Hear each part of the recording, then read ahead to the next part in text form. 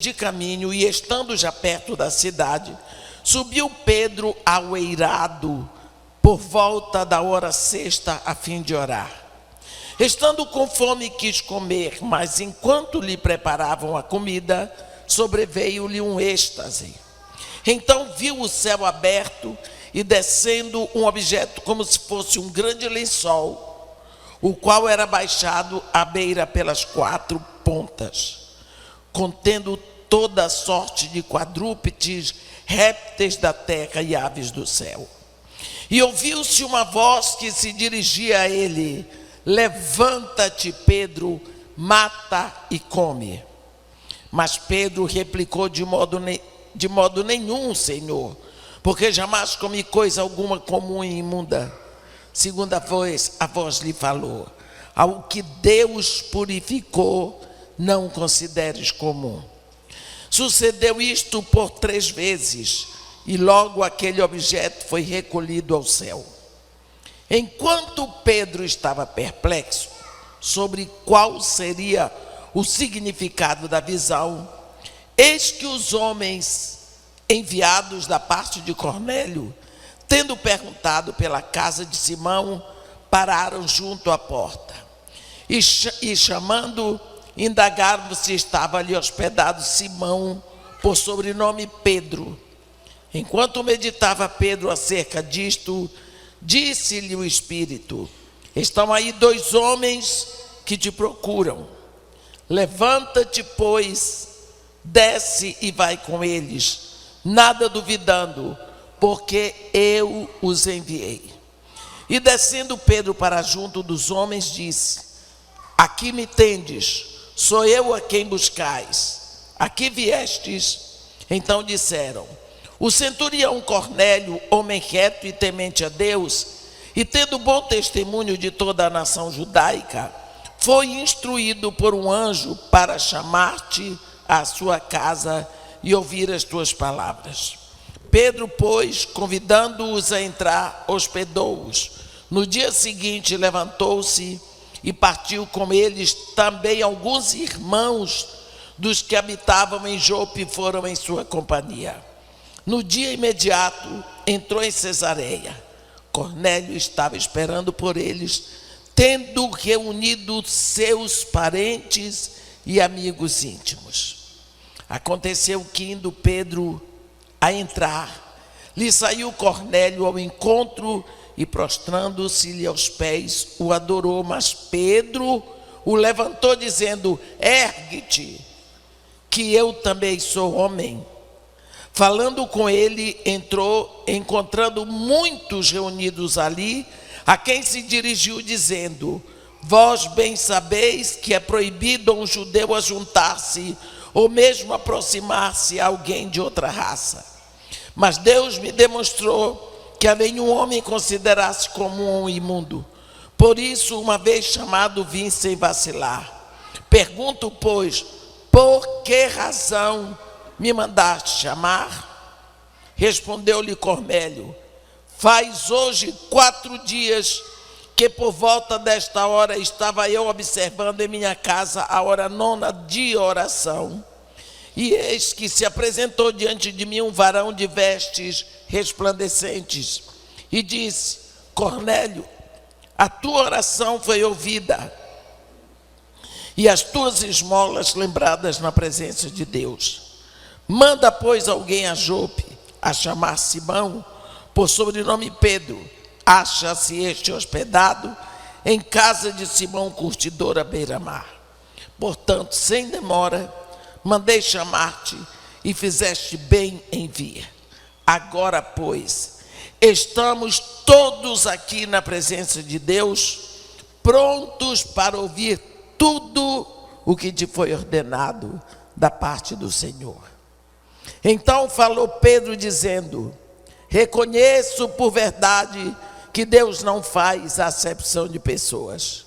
Pelo contrário, em qualquer nação, aquele que o teme e faz o que é justo lhe é aceitável. E não vou continuar lendo, mas queria chamar a atenção no versículo 44. Ainda Pedro falava estas coisas quando caiu o Espírito Santo sobre todos os que ouviam a palavra. Amém. Quando nós falamos de oração, nós ontem falamos e desde a tarde falamos sobre oração é busca de intimidade. Oração é a busca, é o clamor do coração do homem por causa da identidade que ficou perdida, do relacionamento que ficou quebrado com Deus pelo pecado. Mas este ardor, esse desejo, esta busca está no coração de todo homem, como se fosse a saudade que nós temos de Deus. Aqui nós temos um exemplo. Falamos ontem, ouvimos quando Jesus disse: quando orardes, não sereis como os hipócritas. Então, hipócrita também ora. Só que o hipócrita ora para ser aplaudido, para ser reconhecido, para todo mundo admirá-lo, como ele ora bonito, como ele usa palavras maravilhosas. Quer dizer, aquela pessoa que quer ser admirada pela sua cultura, pela sua fluência, pela sua oratória, pela sua retórica. Então Jesus Cristo disse, ele já recebeu o que ele precisava. Ele queria a admiração do povo, já recebeu.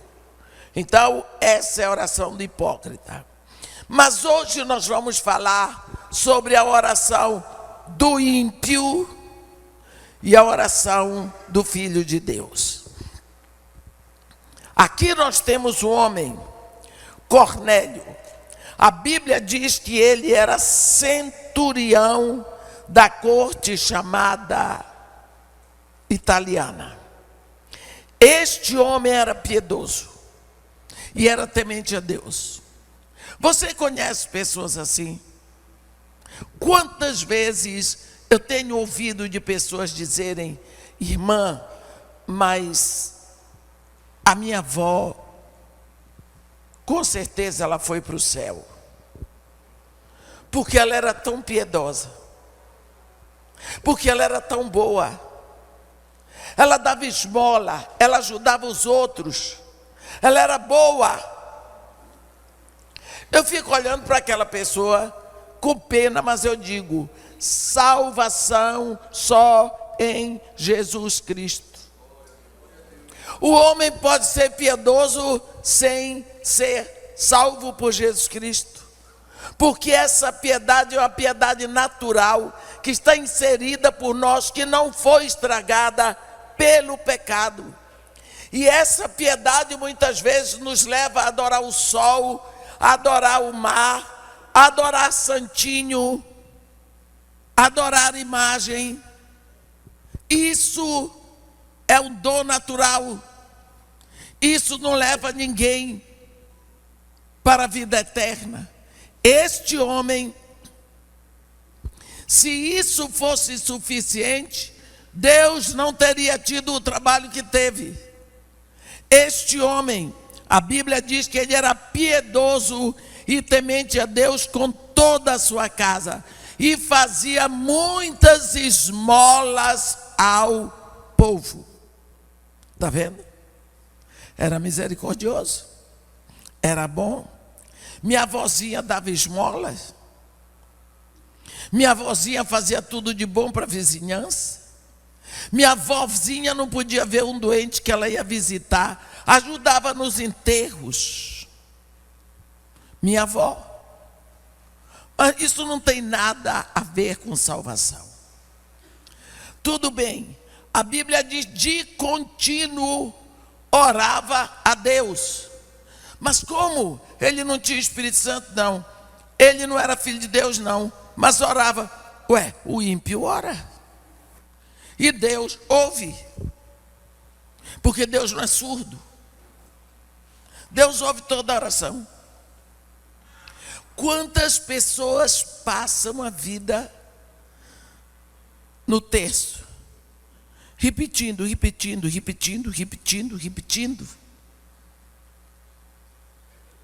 Eu fui interno em colégio de freira, e quando eu aprontava uma, freira me botava de castigo. Qual era o castigo? Rezar texto. E a depender da gravidade do que eu fiz, era o rosário. 3 textos. E eu chegava lá, ficava, rezava Ave Maria, Santa Maria, e depois eu dizia, esta vai com uma outra, esta vai com uma outra, esta vai com uma outra. Idem.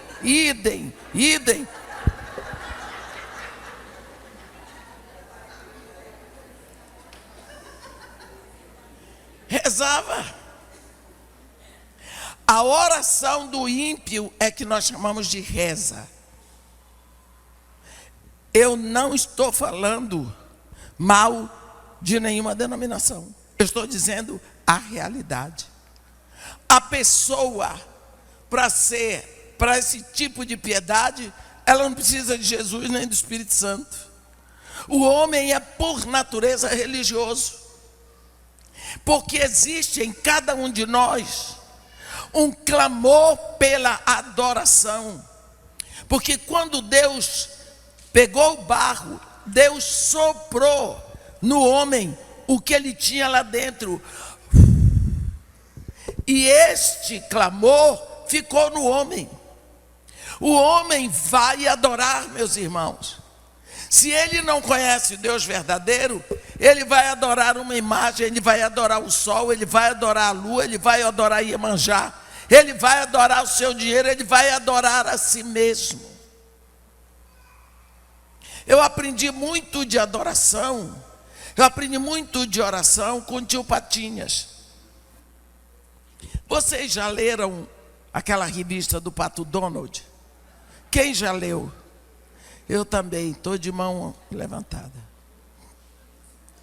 Tem o tio Patinhas, que é arquimilionário. E o tio Patinhas tem a casa da moeda dele. É um lugar assim, com tanta moeda de ouro. E tem um trampolim. E quando ele lá na casa dele, ele recebe notícia que teve um blowout num dos campos de petróleo dele, lá na Sibéria, ele entra numa depressão. Ele quer morrer. Ele fica doente. E lá vem o pato. Ele não aguenta. Ele vai, para conseguir viver, ele vai para a caixa forte dele. Chega lá na caixa forte, ele começa a sentir o cheiro do dinheiro. Ele começa a levantar, porque ele está sentindo o cheiro do dinheiro. E ele sobe naquele trampolim e ele mergulha no dinheiro. E quando ele sai de lá, ele está revigorado. Ele é um pato novo. Gente, eu aprendi adoração ali. Porque aquele dinheiro é o Deus do tio Patinhas. Ele tem um problema que afetou a vida dele. Ele busca o lugar da adoração, que é a caixa forte. Lá está o Deus dele. E ele entra no seu Deus e fica curado. É exatamente o que Jesus Cristo disse: entra no teu quarto, tua caixa forte, orarás ao teu Pai em secreto, o teu Deus, e o teu Pai que te ouve em secreto te recompensará. Você sai de lá renovado, refeito. O dinheiro é o Deus de tio Patinhas, é Mamon, e o nosso Deus é o Deus eterno, Criador dos céus e da terra. Este homem, Cornélio, era um homem piedoso por natureza. E ele dava esmolas. Um homem misericordioso. Quando Deus estava formando você no ventre da sua mãe, enquanto ele tecia você ali, ele distribuiu 7 dons, 7, que são os dons da graça, também chamados dons carismáticos, porque graça do grego é caris. Profecia, serviço, ensino, exortação, dar ou contribuir, presidir e misericórdia. Todos nós nascemos com esse dom da misericórdia. Uns têm 100%, outros têm 10%. Então, tem pessoas que são misericordiosas. Não é porque ela quer ser, não, que ela nasceu assim. Foi Deus que fez. Este homem era misericordioso. E ele era piedoso. Está vendo? A Bíblia diz uma qualidade de Cornélio: de contínuo orava a Deus. Este homem de contínuo orava a Deus. Você ora de contínuo? A Bíblia diz: orai sem cessar. A sua vida tem que ter estilo de oração. O que significa? O que foi Deus, a oração dele chegava no céu.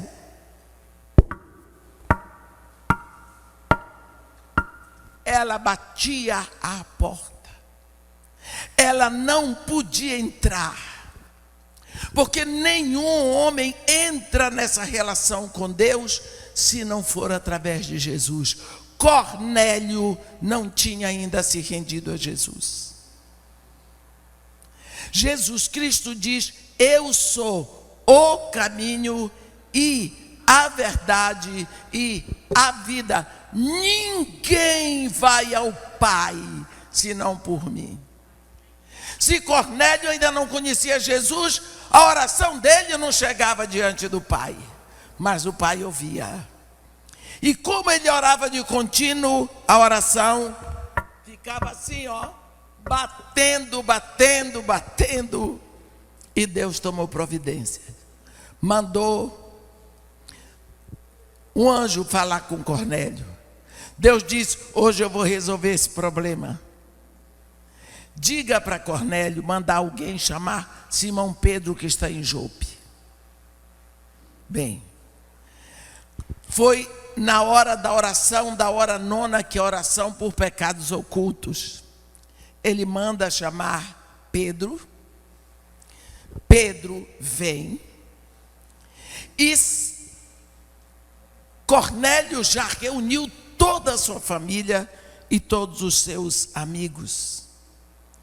E quando isso acontece, Simão chega lá e Cornélio, depois de explicar a ele o que aconteceu, ele diz: fizeste bem em vir agora, pois estamos todos aqui na presença de Deus, prontos para ouvir tudo o que te foi ordenado da parte do Senhor. Essa é uma palavra que eu guardo para mim. Todas as vezes que eu vou pregar, eu fico sentada vendo as pessoas que saíram de casa depois de um dia de trabalho. Em vez de descansar e ficar em casa, vieram para cá. Gastam sua gasolina, ou vêm de carro, ou vêm de ônibus, mas elas deixam o seu conforto para vir aqui. Como que eu vou pregar abobrinha? Elas não vieram para se divertir. Elas estão me dizendo todas: estamos todos aqui, prontos para ouvir tudo o que te foi ordenado da parte de Deus. Então eu tenho esse dever de entregar. Isso é uma coisa que ferve dentro de mim, desde que eu comecei a pregar o Evangelho. Eu tenho que entregar o que Deus mandou, não é o que eu quero. Pedro começou a se explicar e começou a falar de Jesus. Observe, Deus não podia ter mandado um anjo lá pregar na casa de Cornélio, mas Deus não levantou anjos para pregar o evangelho. O evangelho ficou ao encargo dos discípulos. Por isso Jesus Cristo disse: ide, fazei discípulos de todas as nações. Porque discípulo é que forma discípulo. Discípulo é que prega o evangelho. Anjo não prega o evangelho. Uma vez eu estava pregando num congresso de evangelistas em Leicester, na Inglaterra. Fizeram um congresso grande na universidade e cada evangelista tinha 15 minutos para pregar. Eu não sou uma evangelista, estou longe de ser evangelista. Meu ministério é mestre. Mas me botaram lá. Eu disse: Senhor, só o Senhor para me ajudar a dar uma mensagem em 15 minutos, que é difícil para mim, eu sou prolixa. E eu estava num momento lá no Reino Unido que a minha figura estava bombando. E antes de mim se levantou um pastor, o nome dele é Tom McKinley, escocês, aquele típico escocês, magro, ossudo, cabelo vermelho, cheio de sarda no rosto, bem magro. Evangelista é um povo louco e interessante, né? Aí quando ele subiu com aquelas pernas finas assim, eu não vou pregar, porque tem aqui uma mulher do Brasil, eu quero ouvir essa mulher, os meus 15 minutos eu vou dar para ela, aliás só 10, porque 5 vai ficar para mim. Vou pegar meus 5 minutos, deixo meus 10 para ela, tudo bem? O povo, tudo bem. Eu vou contar uma parábola, ele disse. Quando Jesus chegou no céu, a parábola foi ele que inventou. E ele explicou, quando Jesus chegou no céu, os anjos todos apiaram em cima dele. Que saudade, que saudade. O Senhor ficou mais de 33 anos fora daqui, e nós sentimos saudade e tudo mais. Era anjo, era arcanjo, era querubim, serafim, tudo. Que bom que voltou. Fez aquele silêncio, passou na frente um anjão, daquele que tem a asa maior, e disse: Senhor, nós temos uma preocupação. E Jesus disse: qual? Pode falar. Seguimos todos os seus passos lá na terra, não vimos nenhum momento a providência que o Senhor tomou para que o seu evangelho seja pregado. Jesus Cristo disse: não, eu deixei tudo ao encargo dos meus discípulos. E foi um mal-estar, anjo sacudindo a asa, o outro consertando a garganta.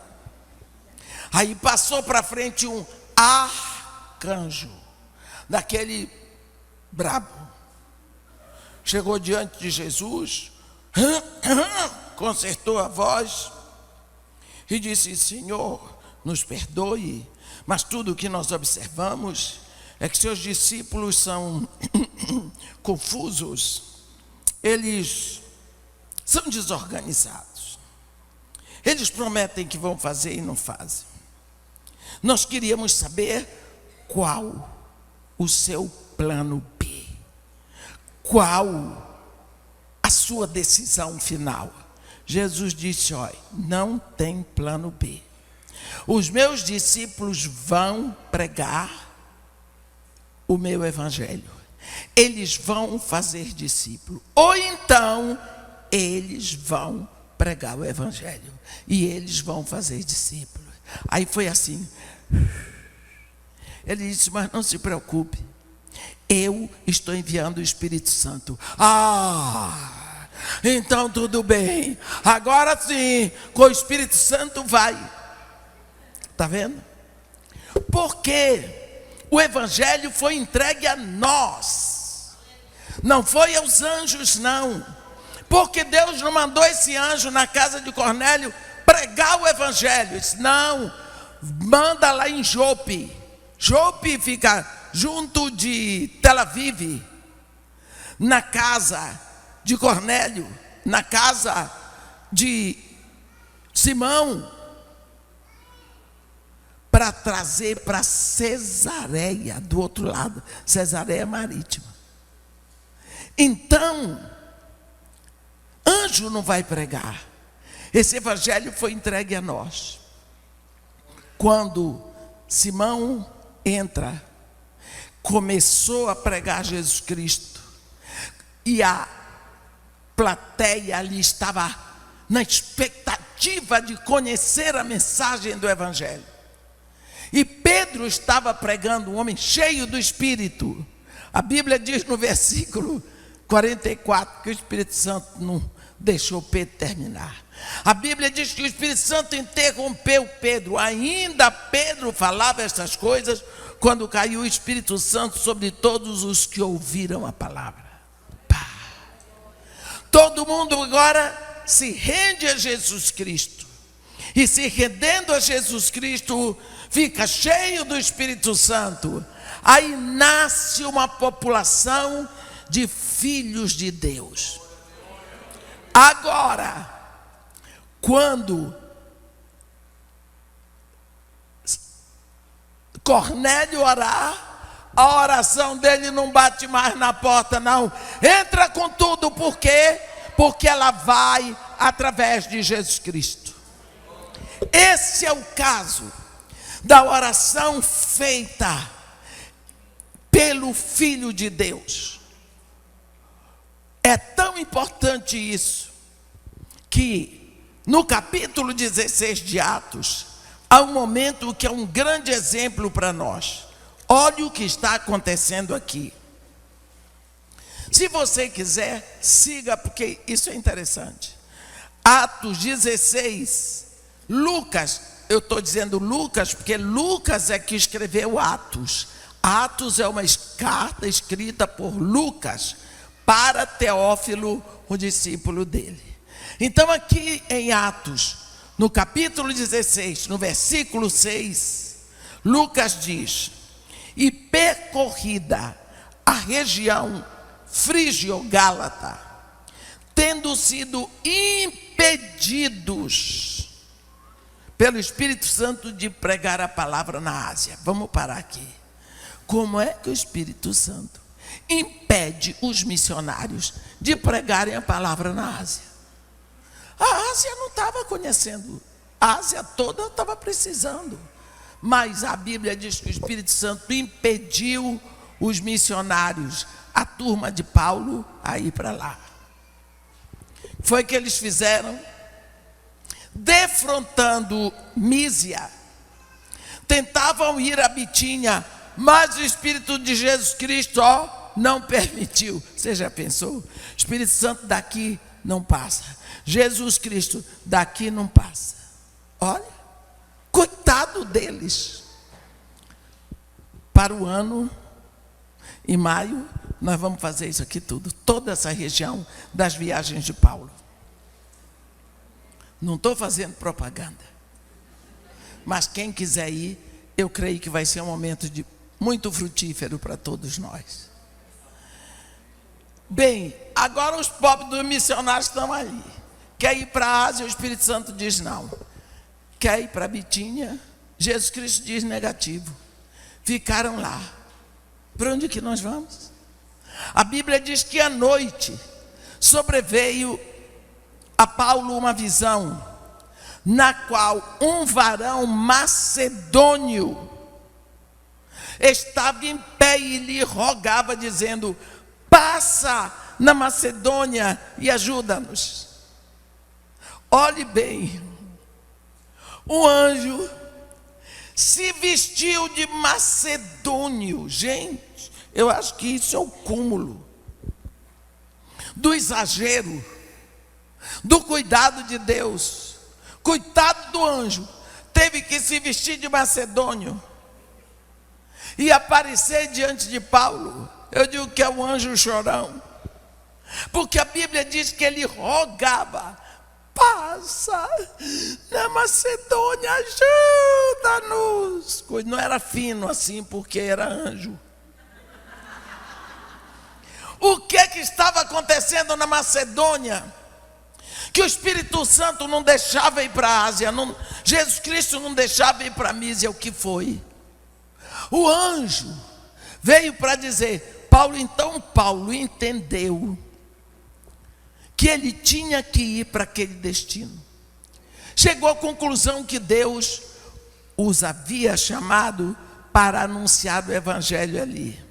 O que estava acontecendo ali tinha alguma coisa. Tinha alguma coisa. Foram. Versículo 13 diz: no sábado saímos da cidade para junto do rio, onde nos pareceu haver um lugar de oração, e assentando-nos, falamos às mulheres que para ali tinham concorrido. Olha aí o problema. Tinha uma porção de mulher que sábado se reunia junto ao rio para orar. Era mulher orando. E aquilo, e a oração delas batia na porta, mas não entrava. A partir de Jesus Cristo, ninguém tem acesso ao Pai, se não for através de Jesus. Essas mulheres iam para lá fazer a oração delas. E o anjo da Macedônia disse: precisa resolver isso. Você está vendo o que é que a oração faz? A oração do ímpio, que ora, que busca. Deus diz assim: buscar-me-ás, e eu serei achado de ti, se me buscares de todo o teu coração. O que Deus está dizendo: buscar-me-ás, e eu tomarei providências para tu me achares. Eu tomo a providência para ser achado de ti. Mas você tem que tomar a frente. Quantas vezes eu me lembro de uma vez, era uma época da minha vida que eu ia cedo para o Morro Dona Marta. Às vezes eu dormia lá. Às vezes eu dormia lá mesmo, em cima de um sofá. De madrugada me aparece uma mulher. Bateu na porta, apareceu. Ela disse: eu sabia que a senhora estava aqui. Eu disse: você viu a luz acesa? Ela disse: não foi não. Eu tive um sonho. Eu disse: senta aí, quer tomar um copo d'água, alguma coisa? Ela disse: não, eu tive um sonho. Eu tenho certeza que foi Deus que me acordou. Ele disse para eu vir aqui, que a senhora tem uma coisa dentro da sua Bíblia, um envelope azul, que a senhora vai me dar. Eu tinha ido pregar na primeira igreja batista do Lins, e eles me deram uma oferta, e eu botei dentro da Bíblia, no envelope azul. E eu não, na hora que eu recebo a oferta, eu não olho. Eu deixo primeiro, chegar em casa, eu agradeço, não é, Ângela? A gente agradece a oferta e depois abre. Porque o que tem dentro do envelope de oferta não é da nossa conta. A pessoa que deu para o trabalho de Deus. Então vem de Deus. Então eu agradeço a Deus e aí eu vou abrir. Só que eu nem tinha aberto. Não tinha aberto. Eu entendi que aquilo era de Deus. Fui lá na minha Bíblia, tirei um envelope azul e disse: é este? Ela disse: é esse mesmo. Ela tinha me dito: é um envelope comprido. Eu disse, então está aqui, leva.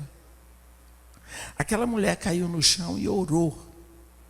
E chorou. Ela pranteou ali. E eu já estava agoniada, querendo que a mulher fosse embora, que eu estava com sono.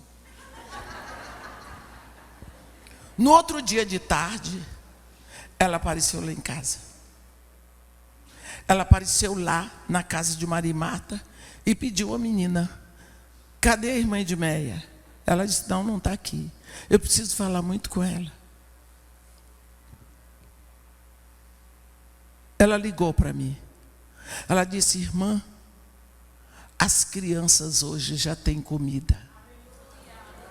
Aquela oferta foi toda para o Vale do Jequitinhonha. Foi quando eu comecei a ajudar as crianças do Vale do Jequitinhonha que estavam passando fome. Porque aqui, nós, no Brasil, esquecemos que crianças, missionários cristãos no Vale do Jequitinhonha estão vivendo abaixo da linha da miséria. Você está vendo? O que é que a oração faz? Deus está sempre atento. Sempre atento, seja a oração do ímpio, seja a oração do santo. Deus ouve e atende a oração. Agora presta atenção. Deus disse, o que ligares na terra será ligado no céu. O que desligares na terra terá sido desligado no céu. Agora presta atenção. Eu aqui na terra quero uma coisa que Deus não quer. Então eu ligo na terra, Deus vai ligar na terra? Não. Não sou eu que dobro a mão de Deus. É preciso que na terra eu peça de acordo com a vontade de Deus. Porque quando Deus quer no céu, eu quero na terra, eu posso pedir. Quando Deus não quer no céu e eu não quero na terra, eu posso pedir. É preciso orar em linha com a vontade de Deus. Você vê a oração. Eu não sei o que é que essas mulheres oravam, mas eu sei que elas oravam. Aqui em Atos 16, no versículo 16. Eu não sei o que é que Cornélio orava, mas ele orava a Deus, Deus tomou providência. Agora, se você orar, se você olhar no capítulo 8 de Apocalipse, vamos lá, só um pouco. Apocalipse capítulo 8. Vamos ver o que a Bíblia nos diz aqui. Apocalipse capítulo 8. Quando o Cordeiro abriu o 7º selo, houve silêncio no céu cerca de meia hora. Então vi os 7 anjos que se acham em pé diante de Deus, e lhes foram dadas 7 trombetas. Veio outro anjo e ficou de pé junto ao altar, com incensário de ouro, e foi-lhe dado muito incenso, para oferecê-lo com as orações de todos os santos, sobre o altar de ouro que se acha diante do trono. E da mão do anjo subiu a presença de Deus, a fumaça do incenso com as orações dos santos. E o anjo tomou um incensário, encheu-o de fogo do altar e o atirou à terra. E houve trovões, vozes, relâmpagos e terremoto. Então os 7 anjos que tinham as 7 trombetas prepararam-se para tocar. Amém. Momento sério.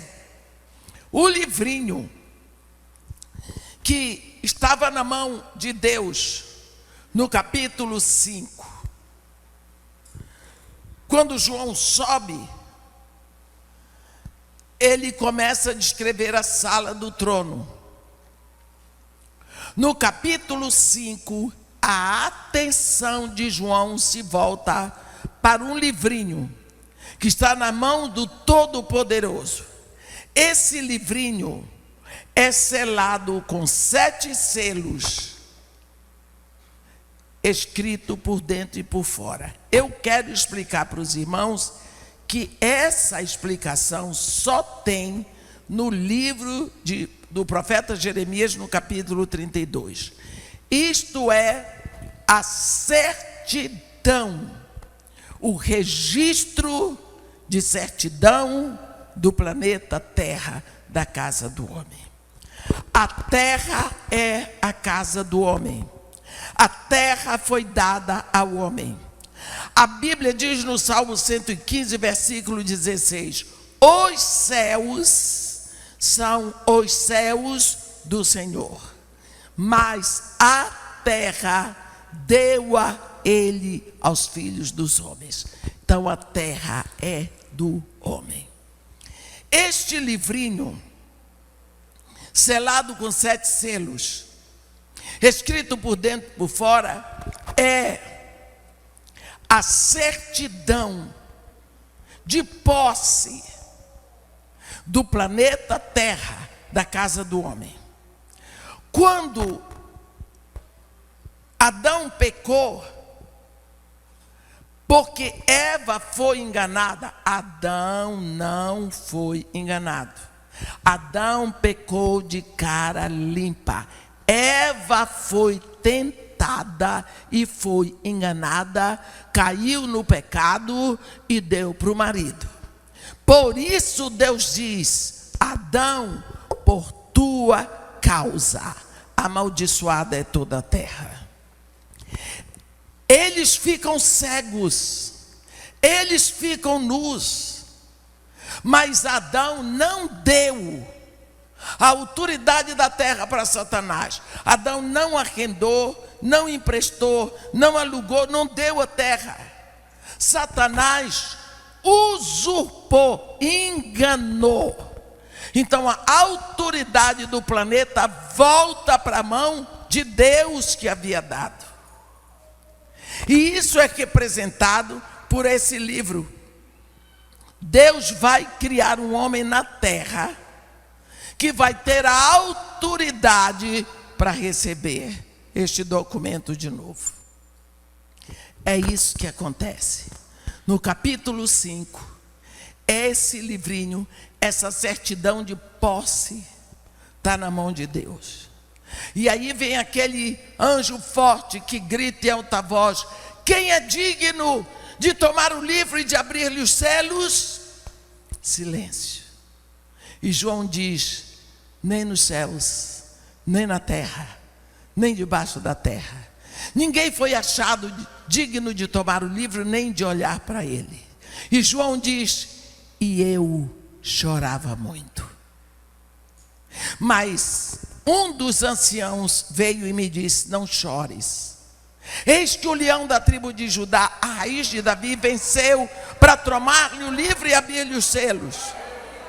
E quando o ancião diz isso para João, João olha, já estava em pé, diante do trono, dos seres viventes e dos 24 anciãos, um cordeiro como tinha sido morto.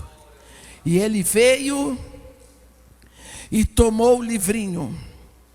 E quando ele tomou o livrinho, os 4 seres viventes e os 24 anciãos prostraram-se diante do cordeiro, tendo cada um deles uma harpa e taças de ouro cheias de incenso, que são as orações dos santos. E entonava um novo cântico dizendo: vocês estão entendendo aqui? Eu vou parar. Quem são os santos? Somos nós. A Bíblia não nos dá autoridade, nem a nós, nem a ninguém, para dizer que santo é aquele que morreu e está fazendo milagre. Porque se eu morresse, pudesse fazer milagre, o primeiro milagre que eu fazia era me ressuscitar. Os santos são aqueles que se renderam a Jesus Cristo e que estão no caminho da santificação. Você vê que quando Paulo escreve para os Efésios, ele diz: aos santos e fiéis em Jesus Cristo que estão em Éfeso. Aqueles santos estavam todos ouvindo a carta. Nenhum tinha feito milagre. Você está entendendo o que acontece aqui? As orações dos santos, elas sobem. E agora elas estão nas taças de ouro dos 4 seres viventes.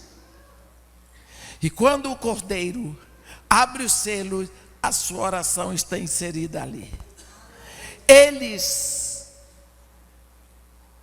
entoavam um novo cântico dizendo: digno és de tomar o livro e abrir os selos, porque foste morto, e com teu sangue compraste para Deus os que procedem de toda tribo, raça, povo e nação, e para o nosso Deus os constituíste reino e sacerdotes, e reinarão sobre a terra. Está vendo? João não viu o cordeiro entrar, estava chorando. Porque o anjo tinha dito: nem no céu, João olhando, nem na terra, nem debaixo da terra, parou de olhar para o trono. Se na hora da dor você para de olhar para o trono, você vai chorar que nem João. Quando ele se recompôs e olhou, estava lá o cordeiro, em pé, como tinha sido morto. Ele veio, tomou o livro, porque agora ele é o homem que representa toda a terra. Agora a autoridade da terra volta para o homem. E agora ele vai começar a abrir os selos. Capítulo 6 de Apocalipse, o Cordeiro vai começar a abrir os selos. São 7 selos. No 7º selo vem as 7 trombetas. Na 7ª trombeta, as 7 cartas. Mas aqui, quando chega no capítulo 8 de Apocalipse, os 7 selos já foram abertos. Tudo o que acontece é em relação à terra. Os selos, porque aquele livrinho é o documento de propriedade do planeta Terra, não é? Nós dizemos a escritura de posse. Aí no capítulo 8, que nós acabamos de ler, está escrito: quando o Cordeiro abriu o 7º selo, houve silêncio no céu cerca de meia hora. Os homens costumam dizer que essa é a prova que não tem mulher lá, porque tem silêncio, ó. Mas isso são os homens. Agora o que acontece? O livrinho está todo aberto, está tudo exposto. O 7º selo foi aberto. Aí vão vir as 7 trombetas. O que vai acontecer? Isso é um momento solene na eternidade. Entram 7 anjos, ficam em pé. A cada um desses 7 anjos é dada uma trombeta. São 7 trombetas. Os anjos, cada um recebe a sua trombeta e se prepara para tocar. Mas entra outro anjo com incensário de ouro. A Bíblia diz que veio outro anjo e ficou de pé junto ao altar com o incensário de ouro. Foi dado a ele muito incenso, para oferecê-lo com as orações de todos os santos sobre o altar de ouro que se acha diante do trono.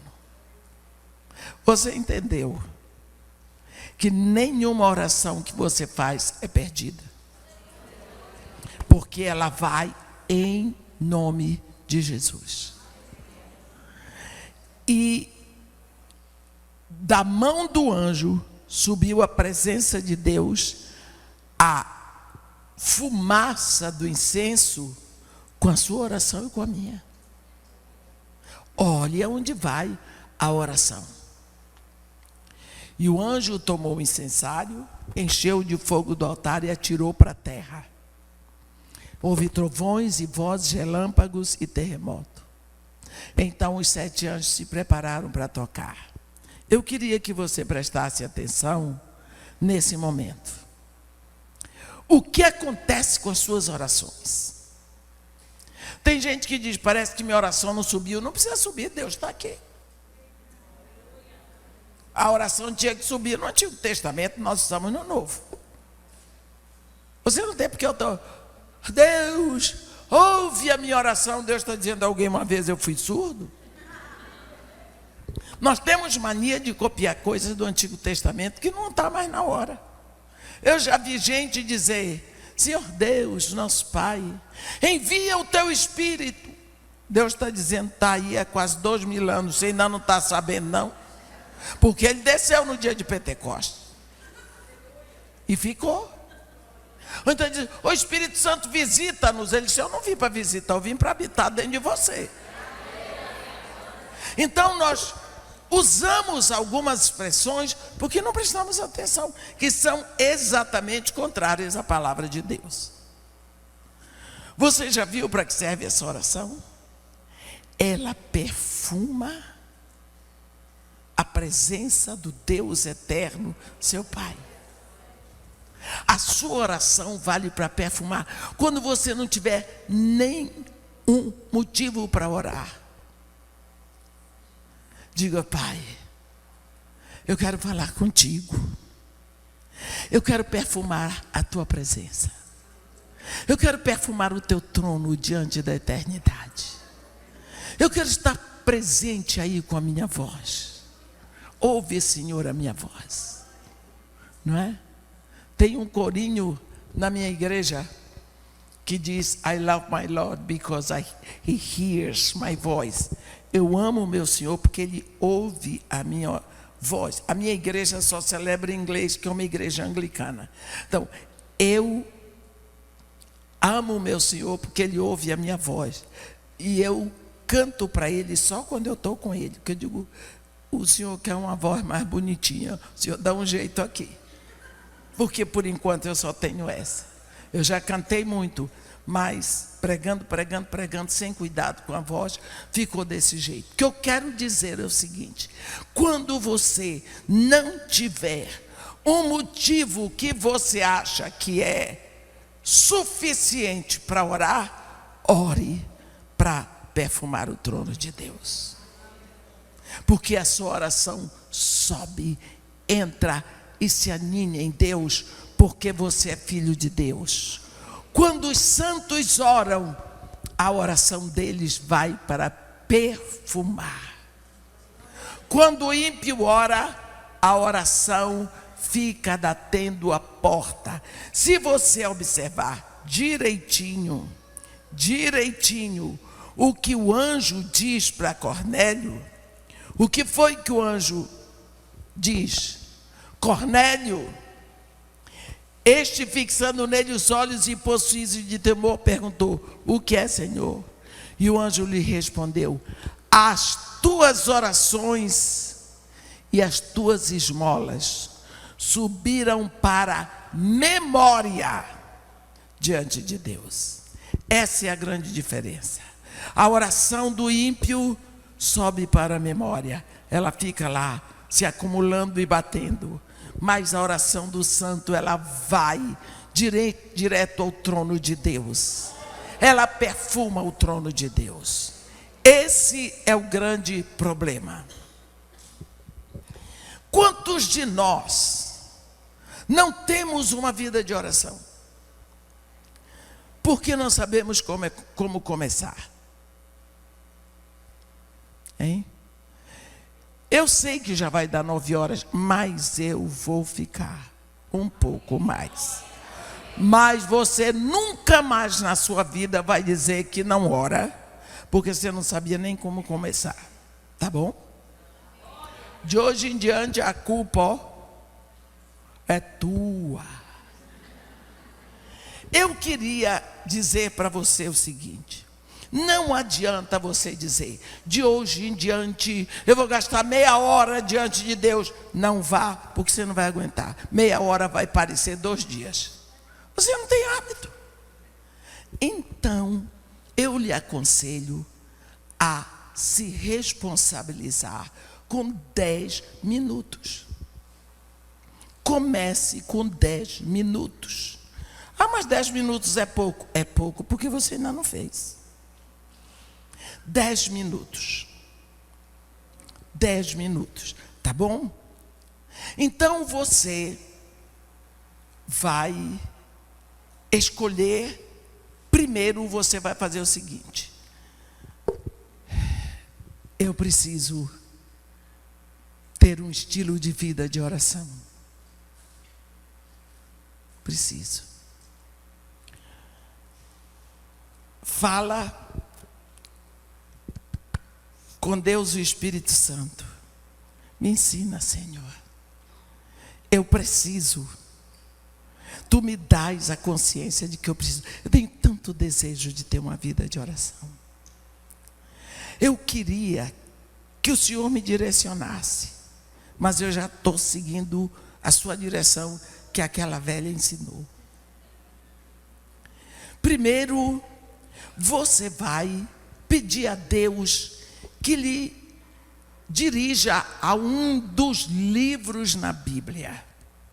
Leia a palavra, porque a palavra que está escrita aqui, ela foi gerada no coração de Deus. Peça a Deus um livro. Pode ser que não venha nada naquele dia, 2 dias nada, 3 dias nada. Chega uma hora que você diz: engraçado, eu tenho uma simpatia.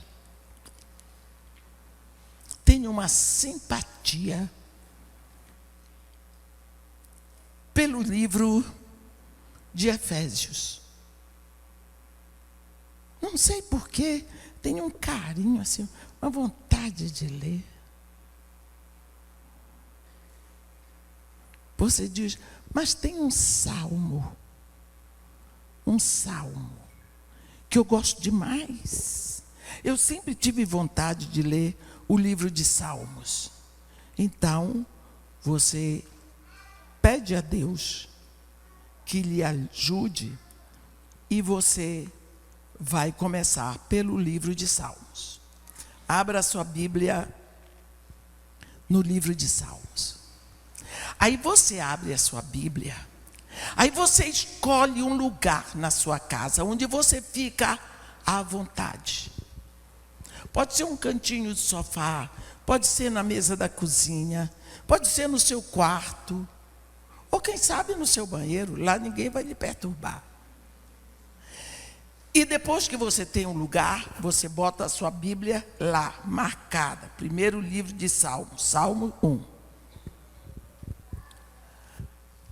Aí você diz: ó Espírito Santo, me ajuda a determinar o horário. Você vai escolher um horário que ninguém lhe perturbe. Porque se você estivesse conversando com o presidente da República, você não ia permitir que ninguém lhe atrapalhasse. Você está diante de Deus. Procure um momento. Você é casada, não vá fazer uma coisa dessa sem seu marido saber. Não aborreça o homem, você só tem um marido. Vai aborrecer o único que você tem? E tem marido que gosta de ficar no lengue-lengue de manhã cedo. Então, acabou. Você pergunta para ele se pode, se dá. Faça tudo de comum acordo. Digamos que ele diz: tudo bem, pode fazer seu devocional de manhã. Aí você que acorda todos os dias às 6, você vai botar o relógio para despertar 20 para as 6. Por quê? Porque dá tempo de você espreguiçar, dá tempo de você levantar, dá tempo de ir ao banheiro, assentar, acender a luz no lugar que você está. É sempre melhor de manhã, porque ninguém lhe chama. Desliga o mafioso, o celular. Aí você diz: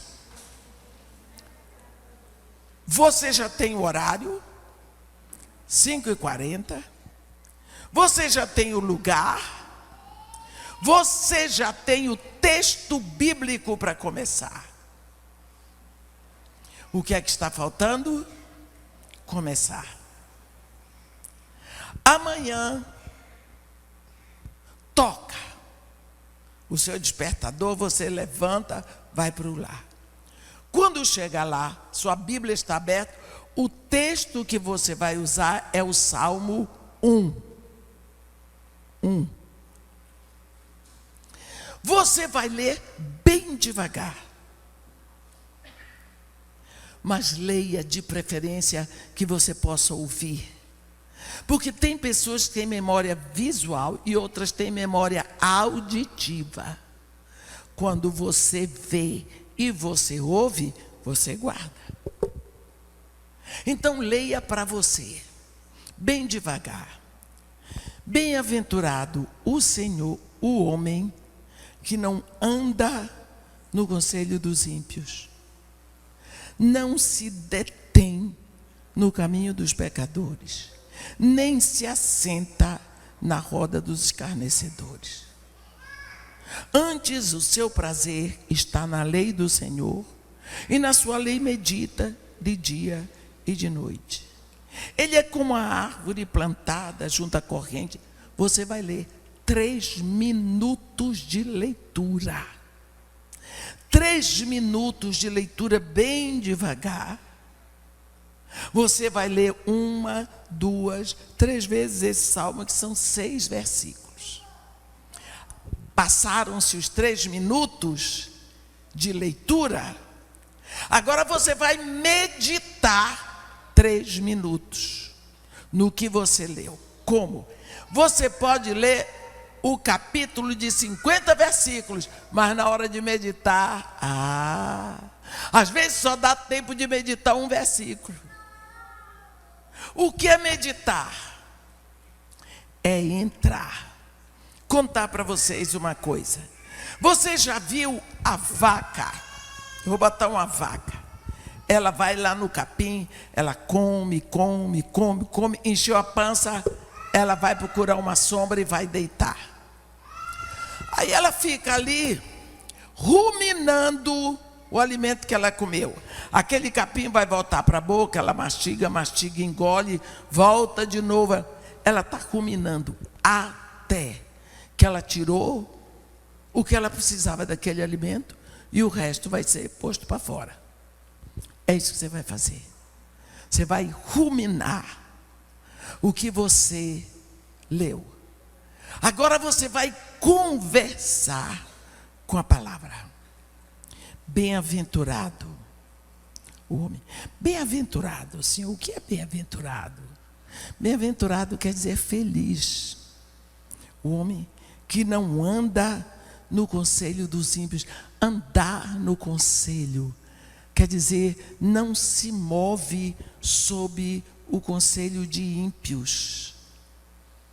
Quer dizer que se eu peço conselho aos ímpios, eu deixo de ser feliz. Porque eles não vão me aconselhar de acordo com a vontade de Deus. Então, ímpio não pode me aconselhar. Mas quantas vezes eu tenho ido buscar conselho com psicólogos não cristãos? Não. Eu estou andando sob o conselho de pessoas que não conhecem a Jesus. Mas quantas vezes a gente está andando, a gente está se movendo, está andando sob o conselho, a orientação de ímpios? Mas aqui o Senhor diz que também a gente pode se deter no caminho de pecadores. Andar tem movimento, mas deter significa parar um pouco. É como se eu fosse andando, tivesse uns amigos no bar, eu dava uma paradinha. Dá uma paradinha para ver o que está acontecendo. Não faz mal. Eu não tenho que perder tempo com isso. E não se assenta na roda dos escarnecedores. Aqui você tem 3 movimentos. Você está andando, daqui a pouco você dá uma paradinha, daqui a pouco você fica, você se assenta. São 3 verbos fortíssimos. Senhor, eu quero tirar isso da minha vida. Eu te peço agora, o Espírito Santo, que o Senhor tire isso do meu coração. Você conversa com essa palavra, pensa nesses 3, passaram mais 3 minutos. São só no primeiro versículo. Passaram 3 minutos. Agora você vai orar 3 minutos em cima do que você meditou. Ó Divino Espírito Santo, Tu estás aqui para me ensinar, Senhor. Eu te peço, pela Tua palavra que diz que eu serei feliz, que eu serei bem-aventurada se eu tomar conta do modo como eu estou me movendo. Será que eu tenho me movido, feito as minhas coisas no conselho de pessoas que não são de Deus? Será que eu tenho me detido nas coisas do mundo para tomar posição ali? Será que eu tenho me assentado na roda daqueles que escarnecem os outros? Daqueles que fazem piada com os outros?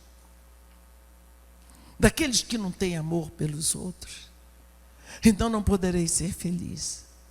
Eu te peço agora, Senhor, estende a Tua mão sobre a minha casa, livra os meus filhos de andarem no conselho dos ímpios, livra eles dos maus conselhos, dos maus amigos, dos maus mestres, livra-os de se deter no caminho desses maus amigos, para que eles não parem, não se assentem, não se sintam bem na roda daqueles que escarnecem.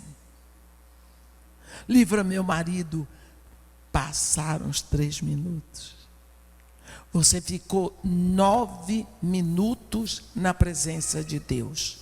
3 minutos você leu. 3 minutos você meditou, conversou com a palavra. 3 minutos você orou. Cumpriu a sua parte de hoje. Amanhã você levanta, você vai para o mesmo salmo, por quê? Você vai meditar e orar em todos os versículos. E você só fez o primeiro versículo. Amanhã você lê ele todo, 3 minutos, e você já vai meditar a partir do versículo 2. Antes, o seu prazer está na lei do Senhor, na sua lei medita de dia e de noite. Isso vai acontecer com você. Sabe, a primeira coisa que vai acontecer é que durante esse tempo de meditação, o seu coração vai se abrindo para descobrir pecados que estão ocultos na sua vida. É no momento da oração, da meditação, da leitura, que o pecado, ele surge, porque tem muitos pecados que nós nos acostumamos com eles. Eles fazem parte do nosso dia a dia.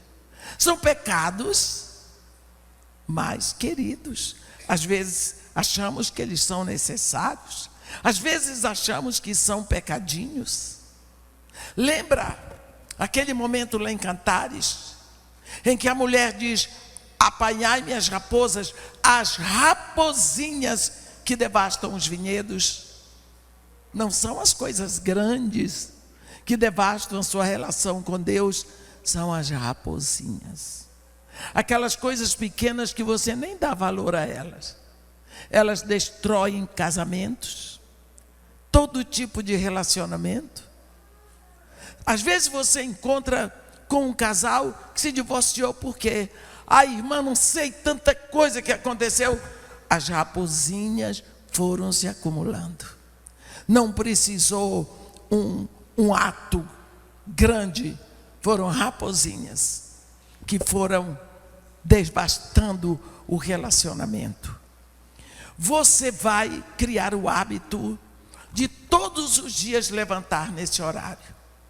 Mas tem uma coisa que você tem que tomar cuidado. Toda decisão que você toma, você tem que dar atenção com ela. Porque um ato voluntário tem 4 fases: concepção, deliberação, resolução e execução. Você concebe: eu vou ter uma vida de oração. Surge no seu coração essa ideia santa. Você concebeu. Agora você vai deliberar. Realmente eu preciso. Não tem como ser filho de Deus sem uma vida de oração. Eu tenho tempo, eu vou ter tempo para fazer isso. Aí você começa a deliberar, examinar os prós e os contras daquilo que veio no seu coração. Aí você resolve. Eu resolvi. Eu vou começar uma vida de oração. Aí você toma todas as providências. O lugar para você orar, o livro que você vai começar, o horário. E você põe o relógio para despertar. Falta, já está resolvido, mas falta a execução. Quando chega amanhã, que o relógio desperta, você diz: amanhã eu começo. Você não executou. Isso se chama abulia. Vontade fraca. Você tem que fazer um esforço. E esse esforço, na maioria das vezes, é contra você. É contra você. Olha, Jesus Cristo diz: queres ser meu discípulo? Então nega-te a ti mesmo. Você tem que dizer não a si. Você tem que dizer não a si mesmo. Você não vai dizer que é seu filho que impede você de orar, seu marido, sua família, o trabalho. Não.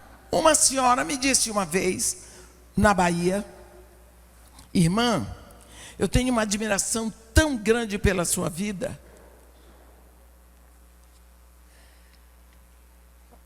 E eu realmente, eu queria andar com a senhora. Eu queria andar com a senhora.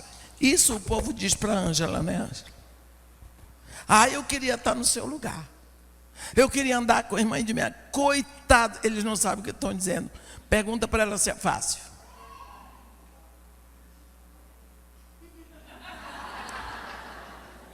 A velha aqui é difícil, a velha é pecadora. É difícil. Já viu velho fácil? Não tem. Velho é bicho teimoso. É bicho que tem hábitos. Isso, abençoa a garota lá. Eu disse: mas se você tem esse chamado, por que você não vai? Irmã, não dá. Eu tenho marido, eu tenho filhos, eu tenho emprego, eu tenho minha casa. Eu digo: minha filha, quando você for orar, nunca peça a Deus que tire os empecilhos. Porque Ele vai tirar o empecilho, emprego, empecilho, marido, empecilho, filhos, empecilho, casa. Porque toda essa bênção você está colocando como empecilho para servir a Deus. Então não peça a Deus para tirar os empecilhos. Você pode ter uma vida de oração. À medida que você vai fazendo esses 9 minutos de manhã, lê 3 minutos, medita, conversa com a palavra 3 minutos, ora 3 minutos, em cima do que leu e meditou. Você vai vendo, primeira coisa, manifestação de pecado oculto. Manifestação de pecado. Você está chegando diante de Deus. Lembra do profeta Isaías? O homem profetizava diante da corte do rei Uzias. Mas quando o rei Uzias morreu, ele ficou no ar. E ele diz no capítulo 6, no ano da morte do rei Uzias, eu vi o Senhor assentado sobre um alto sublime trono, as abas de suas vestes enchiam o templo, os serafins. Ele vai descrever a visão que ele tem de Deus no seu trono. E quando ele se encontra na presença de Deus, ele diz: ai de mim, que sou homem de lábios impuros, e habito no meio de um povo de impuros lábios, e os meus olhos viram o rei, o Senhor dos exércitos. Você disse: o quê? Profeta de boca porca? Foi ele que disse, está escrito, Isaías 6. Por que ele nunca tinha visto que tinha lábios impuros? Porque ele nunca tinha chegado diante de Deus. Você vai começar a descobrir pecados que estão escondidos na sua vida à medida que você começa esse seu devocional. Vem manifestação de pecados ocultos. Vem o espírito de santidade. O que é o espírito de santidade? O espírito de santidade anda de mãos dadas com o espírito de obediência. Você começa a ter prazer de obedecer a Deus só para agradá-lo. Você começa a se preocupar em agradar a Deus, em fazer aquilo que é agradável a Ele. O autor de Hebreus, no capítulo 12 de Hebreus, no versículo 28, ele diz: por isso, recebendo nós um reino inabalável, retenhamos, pois, a graça, pela qual sirvamos a Deus de modo agradável a Ele, com reverência e santo sem temor. Versículo 29, porque o nosso Deus é fogo consumidor. Quando você começa, comece com 9 minutos, 3 minutos de leitura, 3 minutos de meditação, de conversa, 3 minutos de oração. Sabe o que vai acontecer? Você levanta daquele lugar, aí você vai tomar banho. Bem-aventurado o homem que não anda, não para, não se assenta. Daqui a pouco você está tomando café. Bem-aventurado.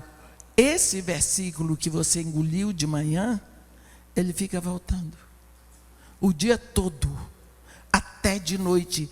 Ele vai permeando a sua alma e você começa a orar sem cessar.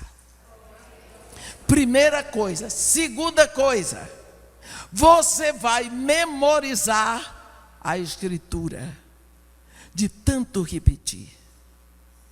E esta palavra, quando você for falar, ela sai. Por quê? Porque você a engoliu. Ela foi para dentro de você.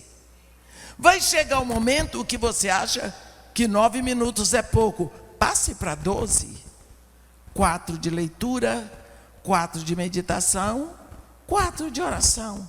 Aí, irmã, 12 está pouco, vai para 15 minutos.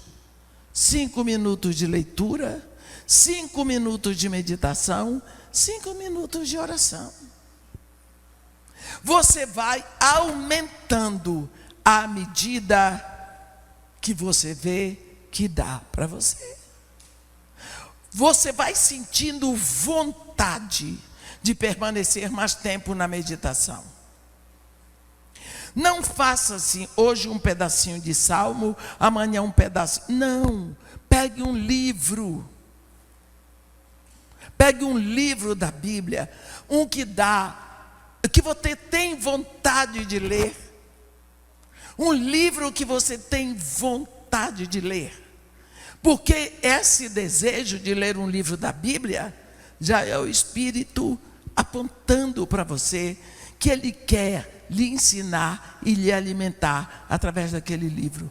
Pode ser o livro que for. Estava falando disso uma vez com uma moça. Ai, irmã, eu tenho vontade de ler a terceira carta de João. Eu disse, preguiçosa. Mas ela foi para a terceira carta de João e gostou. Então, o conselho que eu tenho para você é esse: desenvolva, comece, porque oração é a arte da comunicação com Deus. Mas essa arte, só quem pode lhe ensinar é aquele que já foi enviado. Porque o espírito da oração chega dentro de você. O espírito da adoração já está dentro de você. O espírito do evangelismo, do ensino da palavra, já está dentro de você. Oração não é nada mais, nada menos do que o retorno à comunicação com Deus. Sabe quando a palavra diz, no princípio era o verbo, e o verbo estava com Deus, e o verbo era Deus. Você pode retirar a palavra verbo e dizer, no princípio era a palavra, e a palavra estava com Deus, e a palavra era Deus. Ela estava no princípio com Deus. Deus envia esta palavra para o ventre de uma mulher, para nascer homem. Nós somos movidos pela palavra e pelo Espírito que está dentro de nós. Quando você abre a palavra, o Espírito vai... Quando você abre a Bíblia, o Espírito abre a palavra para você. Pouco a pouco ele vai, rasgando, para dar para você o alimento que está aqui. Tem um momento lá em Cantares, em que a mulher estava igual muito crente. Não se fixava na Bíblia, não se fixava nas coisas. Toda hora ela parava de fazer as coisas, aquele crente meio que ping-pong. Aí chega no momento, no capítulo 6, no versículo 11, que ela diz, desci ao jardim das nogueiras, para mirar os renovos do vale, para ver se brotavam as vides, se floresciam as romeiras. Não sei como me encontrei no carro do meu nobre povo. Aí o mundo diz para ela, volta, Sulamita, volta para que te contemplemos. Ela diz, por que quereis contemplar a Sulamita na dança de Maanaim? Maanaim é acampamento duplo. Aquela mulher vivia entre o céu e o inferno, entre o mundo e a igreja. Ela não se fixava. Mas agora, ela se firmou porque desceu ao jardim das nogueiras. Vocês sabem o que é a noz, né? A noz é um fruto tão duro, da casca tão dura. Mas quando você pega ela assim, você sabe, lá dentro tem uma castanha tão suculenta, tão boa. Mas se você não quebrar a casca dela, você vai ficar com fome. O que é que acontece com a palavra aqui? Descer ao jardim das nogueiras é descer ao lugar em que tudo está encoberto, mas o Espírito Santo vai quebrar, vai desvendar, ele vai tirar o véu para você, e você começa a se alimentar do que está dentro da palavra. Esse é o lugar da meditação. À medida que você vai conversando com a palavra, o Espírito Santo vai abrindo mais e mais a palavra com você. Não tenha pressa. Eu li não sei quantos capítulos. Não. Você pode ler, mas a meditação é num espaço pequeno. Amém? Que quando você vai aumentando esse tempo, você vai crescendo no seu tempo devocional. Você vai criando prazer no seu encontro com Deus. E você dali sai com vontade de ficar. Você vai crescendo. E você vai buscando mais tempo. E você vai ver o bem que isso vai lhe fazer na sua vida de oração. Amém? Que Deus nos abençoe e nos guarde. Que faça resplandecer o seu rosto sobre nós. E tenha misericórdia de todos nós. Amém.